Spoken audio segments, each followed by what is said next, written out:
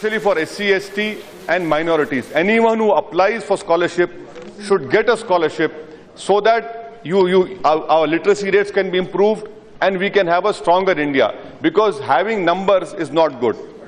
Now when you come to the madrasa education, sir, out of 275 crores which were allocated last year, only 144 crores were released. 131 crores were not released, sir.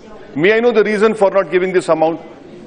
And second point, sir, for SC, ST scholarship, post-matric, sir, 334 crores was not given. Post-matric scholarship for SC, ST. And that is why I demand, sir, for SC, ST and for Muslim boys and girls should get the same access to affirmative action that is given to SC, ST population. Coming to Aligarh Muslim University opening of campuses. In Maharashtra, Aurangabad land is available. Through you, I would like to request the Honourable Minister, please speak to your state government.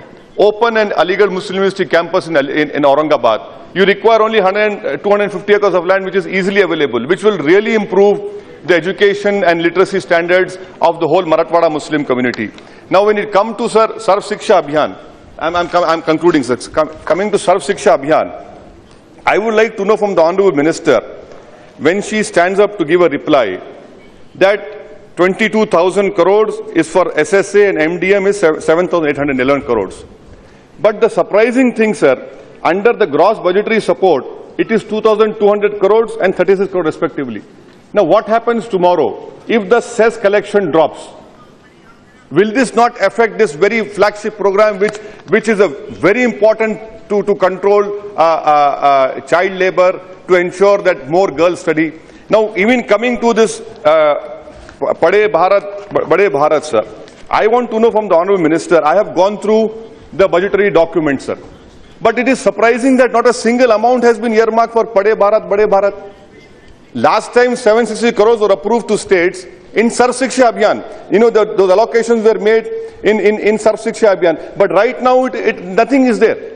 And then you have announced 20 schemes for your in 14-15 with 14 Finance Commission. How would the ministry implement all those 14 schemes? And lastly, sir, I would like to bring to your notice is about the Kendri Vidyalaya schemes. When the last government was there, government is always a continuous form. Parties come and go. Ashraf Ali Fatimi committee was formed, which had recommended various steps. It was taken by the government on board as well. I want to know from the Honourable Minister, what is the fate of the Fatimi committee recommendations? Kundu committee recommendations have come to you. Fatimi committee recommendations said that in Kendri Vidyalaya, under categories 7 and 8, OBCs and minorities should be included, so that more number of OBCs and minority children can get admission in Kendri Vidyalaya and Navodaya Vidyalaya. So that is why, in conclusion, I hope that the Honourable Minister would give specific attention to improve literacy rates of the Muslim minorities and the SCs. Because this is very important, especially with the government dropping, not opening 6,000 model schools at block level. God knows what's going to happen. Because with 14, I feel for HRD, 14 Finance Commission has become a bane now. And that is why I hope that when the minister stands up to reply, a certain steps will be taken to improve the literacy rates, especially to control the dropout rate of Muslims, sir.